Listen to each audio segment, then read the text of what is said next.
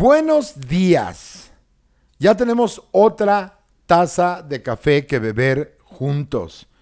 Váyanse a preparar su cafecito, sírvanselo si ya se lo sirvieron, siéntense, acomódense. Si lo están viendo en video, hello, buenos días. Hey, le faltó azúcar, no le pongas azúcar, güey. Igual lo que estás buscando es el jolt, es el putazo del café, güey.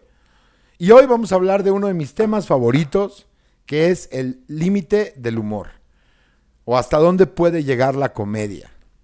Y es uno de esos temas que está súper discutido ahorita, está cabrón, güey. Ahorita estamos castigando más a comediantes que a políticos. Estamos más preocupados por un chiste pendejo que un pendejo que es un chiste en el gobierno, güey. No está bien que tengamos que decidir qué es real y qué no es real de acuerdo a un acto de ficción como lo es la comedia, güey. No crean que o más bien, me choca hablar no piensen esto, porque es la forma más pendeja de hablar, güey. Di lo que es, no digas lo que no es, ¿no? Es como un consejo que te dan en la escuela. Yo soy un firme creyente en la libertad de expresión, al 1000%. Lo que tengas que decir, lo que sea que debas de decir, debes y deberías de tener la libertad de decirlo. La segunda parte es la que nunca se dice. Todo lo que dices tiene consecuencias. Hay veces que son personales, hay veces que son de negocios, hay veces que son sociales. Y hay veces que solamente es, güey, este pendejo del cubículo de al lado me caga con sus chistes de pendejos, güey. Como comediante, claramente la defensa del humor es necesaria, güey, ¿no? Nadie quiere, es más, ni siquiera tienes que ser comediante. A nadie le gusta que le digan qué es lo que puede o no puede hacer en general. Y yo creo que mientras tú no estés afectando a nadie, pues eres libre de hacer lo que se te dé tu gana, güey, ¿no?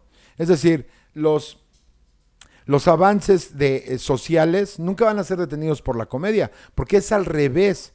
O sea, la comedia no determina la sociedad, ¿no? Es decir, hay gente que sostiene que las palabras crean la realidad. Y hasta cierto punto sí.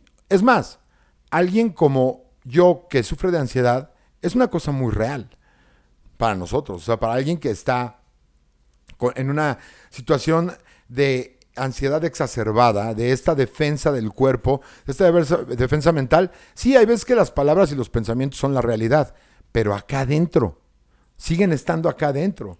De hecho, uno de los tratamientos más efectivos para evitar que eso te lleve a la verga es darte cuenta de tu entorno, güey, ¿no? Voltear y decir, mira, aquí está mi presa francesa que me regaló Starbucks, aquí está mi taza que está bien bonita, aquí está mi pluma, esto no soy yo, la persona en la que estoy pensando no soy yo, esto que tengo acá dentro de la cabeza no soy yo.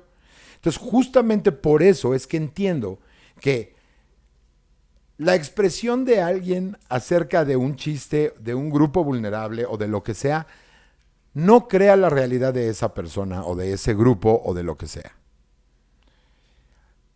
La comedia depende de dos cosas. La experiencia viva humana, es decir, tu experiencia de todos los días, combinada con una exageración o con la creación de un escenario que puede o no ser el real.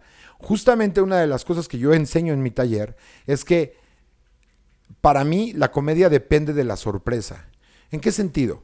En que la sorpresa, no como esta onda de que entras a un lugar y ¡sorpresa! O sea, tiene ese principio, güey, ¿no? O sea, no esa sorpresa de cuando, mira, 2 rayitas, vas a ser papá. No ese tipo de sorpresa, sino el cambio de un entendido por otro entendido sobre la misma situación.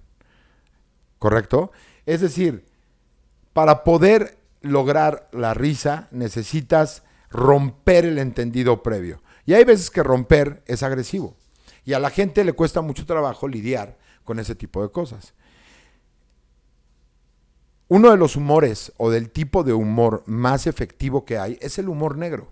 El humor que toca los elementos más fundamentales de tu existencia, güey, ¿no? Este pedo donde te cortó tu novia o te mandó a la verga, güey, y y ese sentimiento cuando es procesado se convierte en humor, güey, ¿no? Por ejemplo, mi novia está lejos, está en Serbia. Está ubicada exactamente a 10,699 kilómetros de distancia. Si yo fuera una persona sensible no podría bromear al respecto. Pero, por ejemplo, para evitar perder contacto con ella, lo que hice fue contratarle un paquete de internet muy curioso, que funciona de una manera muy curiosa. Por ejemplo, yo le mando un mensaje por WhatsApp y ella la recibe con 2 palomitas en el momento exacto que acaba de coger, ¿no? O sea, es uno de esos programas muy, muy útiles. Por ejemplo, la semana pasada, ella aprovechó el fin de semana para relajarse después de una semana intensa de trabajo y se fue el fin de semana a la casa de los padres de su roommate, ¿correcto? Entonces, ellos viven en una especie de granja, no una especie de granja, una granja, son granjeros serbios, ¿no? Entonces tú llegas a la granja y hay una hortaliza, y hay un campo para arar, y hay pollos para los huevos, y hay vacas que ordeñar. Y yo les digo una cosa, yo honestamente sí prefiero que mi novia esté ordeñando vacas y no serbios, ¿no? Para cualquiera que haya sufrido la distancia del amor, o el amor a distancia, puede ser algo terrible, güey. Porque el humor trata de eso, de la tragedia. Tragedia más tiempo es igual a comedia. Pero no es lo que entienden como, es demasiado pronto para hacer un chiste de que se murieron 250,000 visigodos en el... No, no es acerca de eso. La sincronía del humor se refiere a la tragedia y el momento en el que la procesas. No, cuándo pasó y cuándo haces el chiste. Eso es una cuestión de etiqueta nada más. Es decir, tú no vas a llegar a un funeral y decirles, oigan, yo siento mucho que mi mejor amigo está enojado conmigo porque me acaba de encontrar oliendo los calzones de su hermana. No sé si es porque ella los traía puestos o porque estaba presente en la familia. La cosa es que meter al muerto en el ataúd se volvió muy incómodo. O sea, claro que eso es falta de etiqueta. Claro que nadie, en sus 5 sentidos, a menos que seas un sociópata o un psicópata, lo va a hacer. Pero de lo que estamos hablando es del contenido social de la comedia, ¿no? Esta onda que vemos en todas partes. Tenemos a gente que es genial creando situaciones que conocemos, que es otra parte, otro de los elementos de la comedia, la identificación. Como por ejemplo Paco de Miguel.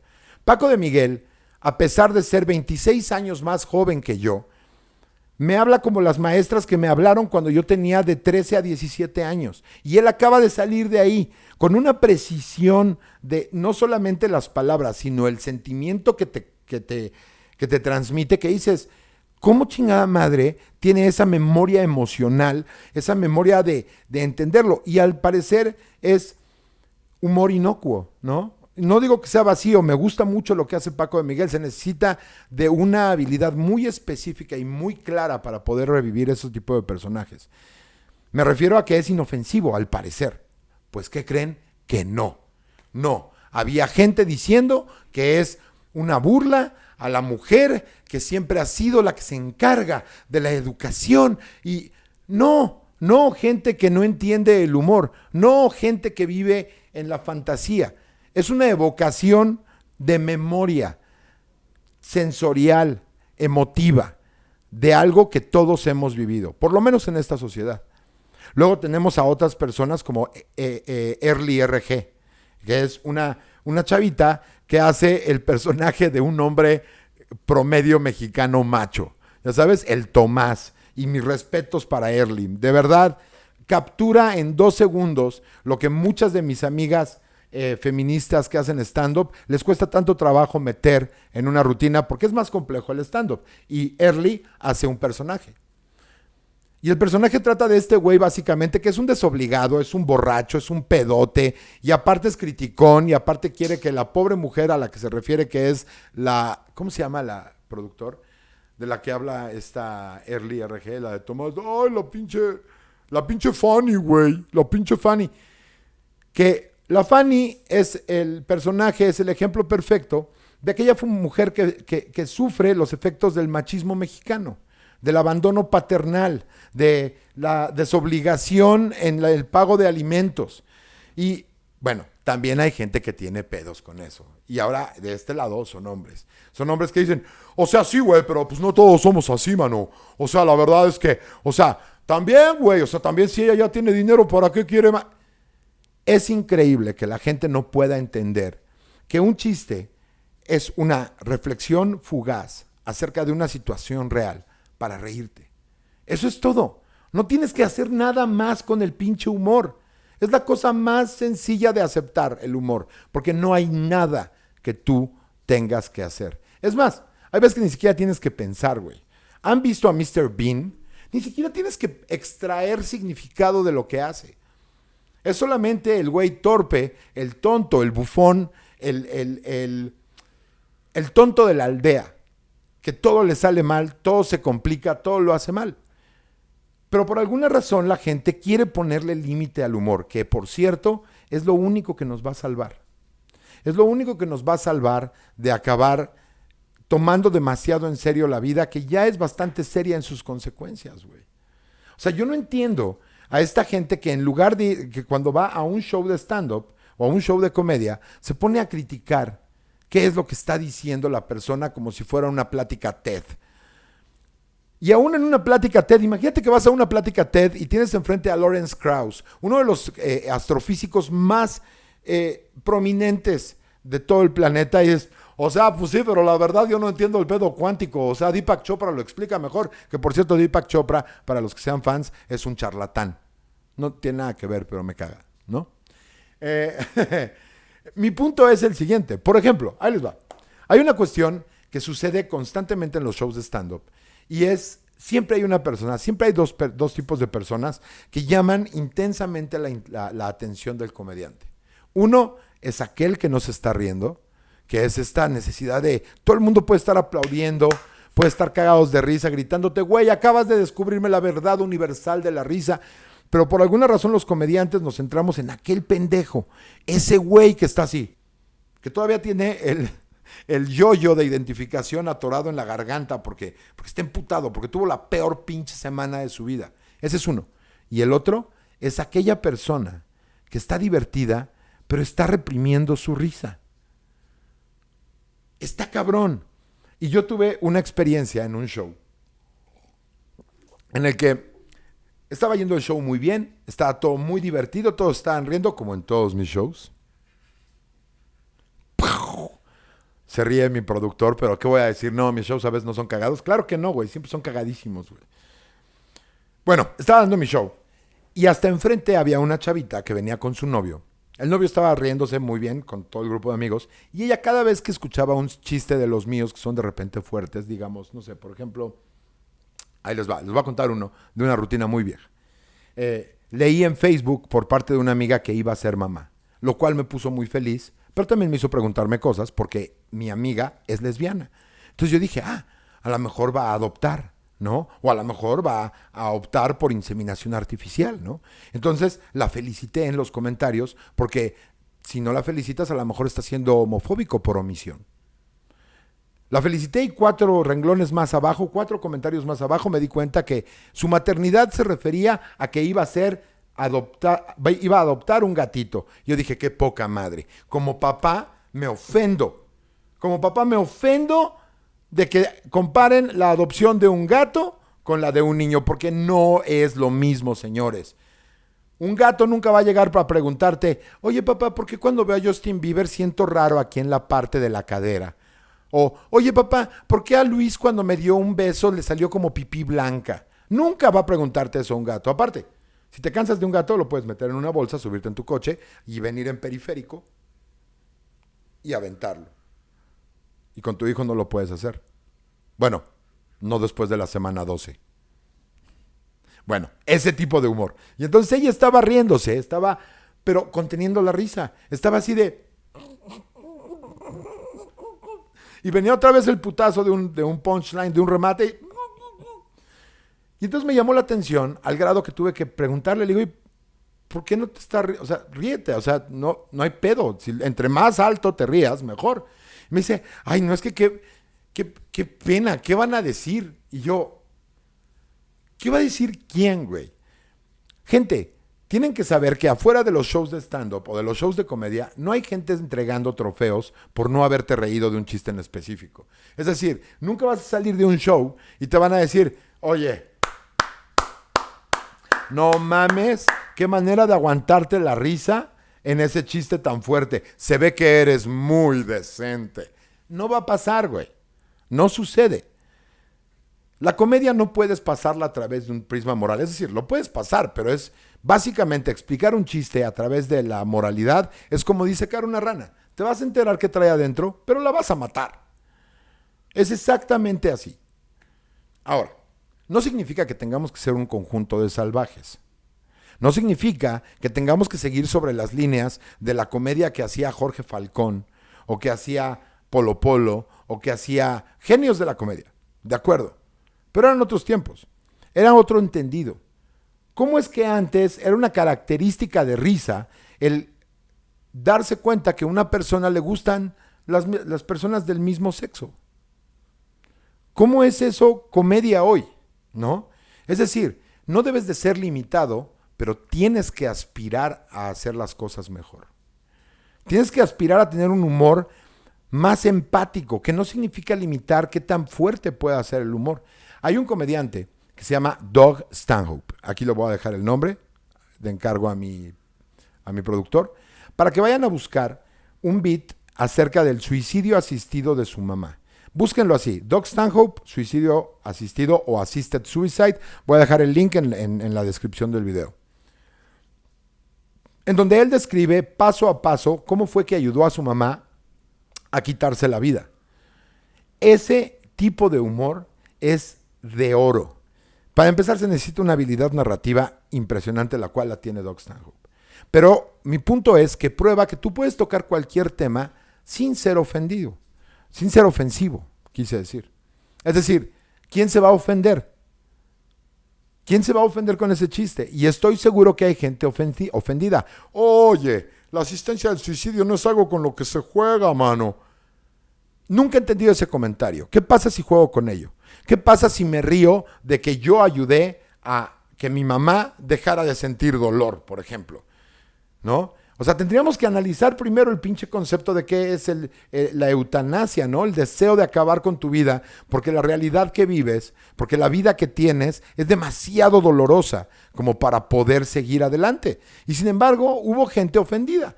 ¿Cómo puedes burlarte del suicidio? ¿Cómo? No es un suicidio como el que conocemos, que es tristísimo, ¿no? Este momento en la vida de un humano en el que dice, no hay salida, güey. No pienso escuchar a Arjona, ¿no? Ahora, ¿cuál es el punto de todo este desmadre? Es entender que a pesar de lo ofensivo que puede ser el humor a veces, o de las ideas peligrosas, es mejor tenerlas allá afuera. Es mejor tenerlas a la vista. Es decir, tú no quieres que un conjunto de nazis vayan y hagan sus reuniones secretas. Los quieres en la calle, güey. Debes de quererlos en la calle. Saber, mira, ahí hay un grupo de pendejos que piensan que lo del nazismo nada más es vestirse cabrón como si fueras parte del Imperio Intergaláctico en Star Wars, ¿no?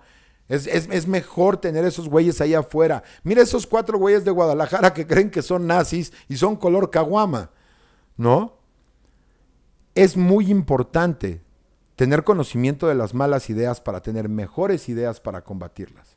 Si tú limitas de qué puedes hablar en un show, lo único que vas a lograr es que la gente lo haga a escondidas y se empieza a crear una pústula, una llaga llena de pus que en un momento va a reventar y no vas a saber ni de dónde reventó.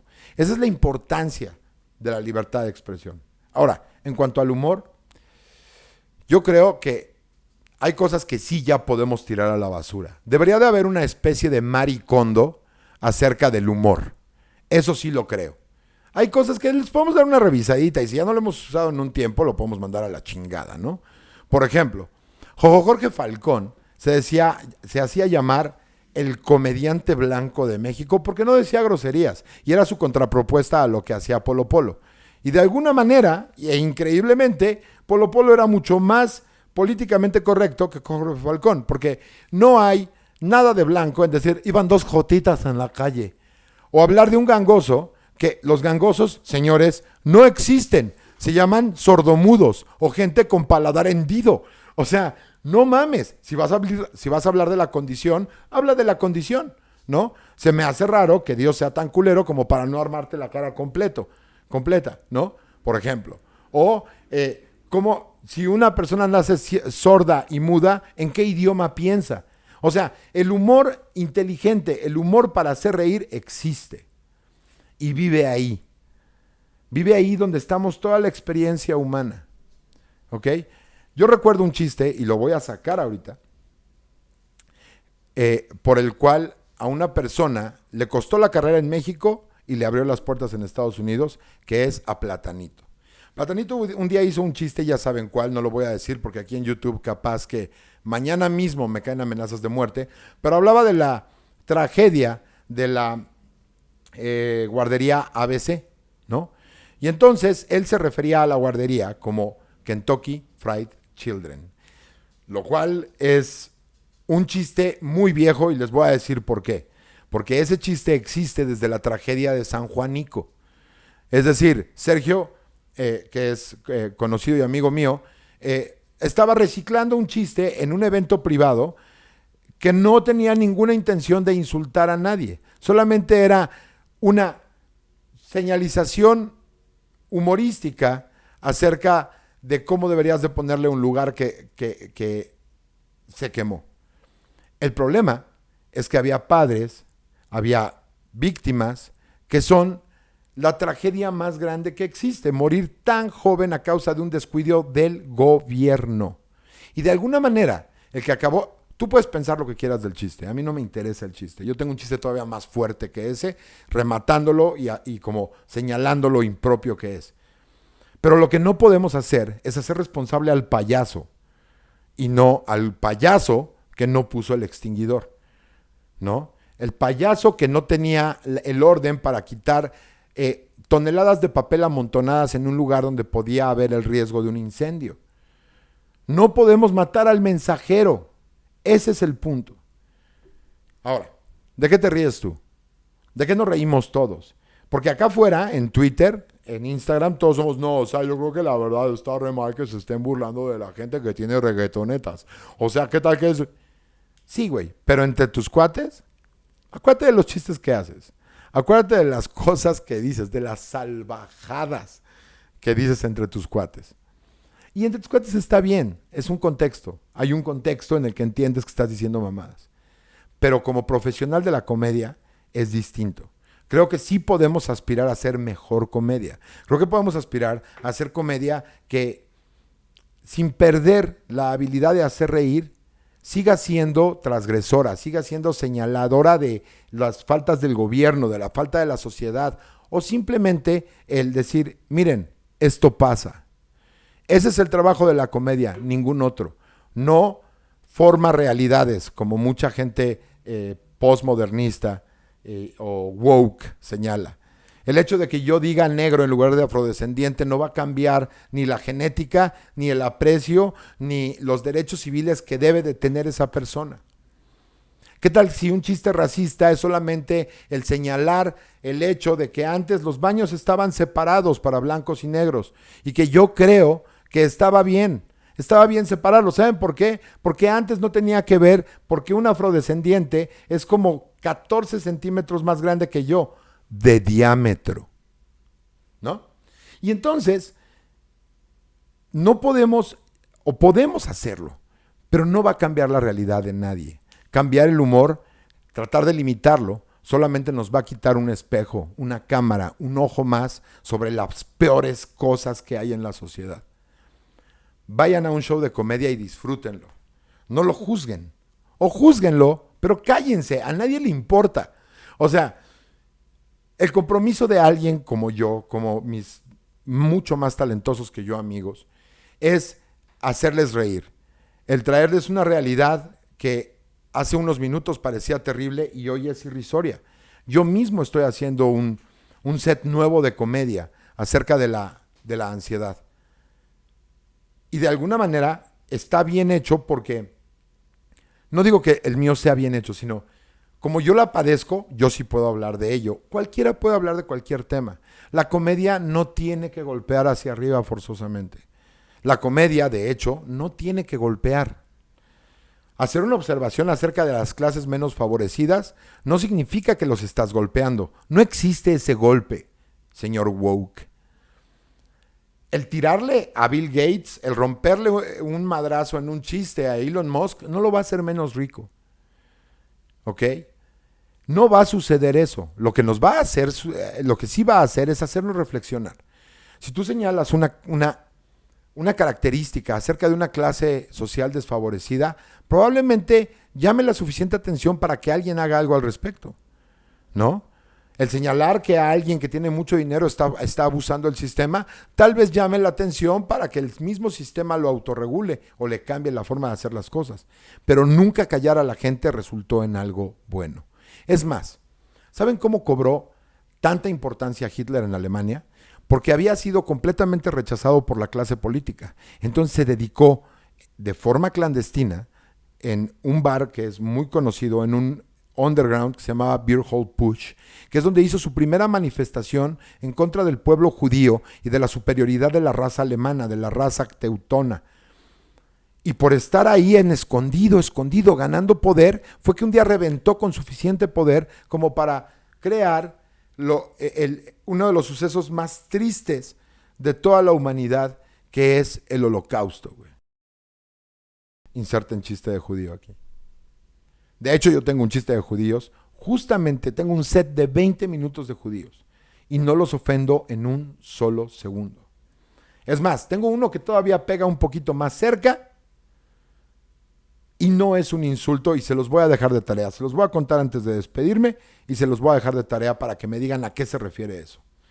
Era un show en el que había 4 personas hasta enfrente de origen judío. Y yo estaba haciendo un chiste acerca de que solamente hay 4 nombres judíos. Isaac, Abraham, Samuel y David. Le pregunto el primero, ¿tú cómo te llamas? Y me dice Isaac. Y yo, a huevo, 1 de 4. Voy con el segundo y le digo, ¿tú cómo te llamas? Y me dice Samuel. Y yo, a huevo, 2 de 4. Llego con el tercero y le pregunto, ¿tú cómo te llamas? Y me dice David. ¿En qué me quedé? Samuel. Yo, 3 de 4. Es una bola mágica, cabrón. Llego con el último y le digo, ¿tú cómo te llamas? Y me dice Adolfo. Un judío que se llama Adolfo. Esos son huevos. Y no de él, de sus papás. ¿Cómo puedes llegar a 8 días de haber nacido a que le corten un cachito de prepucio a tu hijo y tener los huevos de decirle al rabino, quiero que le pongas Adolfo? Yo digo, ponle como quieras a tu hijo, ¿no? Como quieras. Pero, ¿a cuántos católicos conoces que se lleguen y se presenten contigo diciéndote, buenas tardes, Judas Iscariote para servirte? Pues no, ¿verdad? Ahí se los dejo de tarea. Busquen la ofensa en ese chiste. Ahora, les voy a decir una cosa. El humor simplemente es para reírse, ¿ok? Pero si vas a usar es un chiste para ofender a alguien, es el equivalente a que un güey con un bisturí te quiera cortar y diga, perdón, te quería hacer una cirugía. Es decir, déjenselo a los profesionales. ¿Café?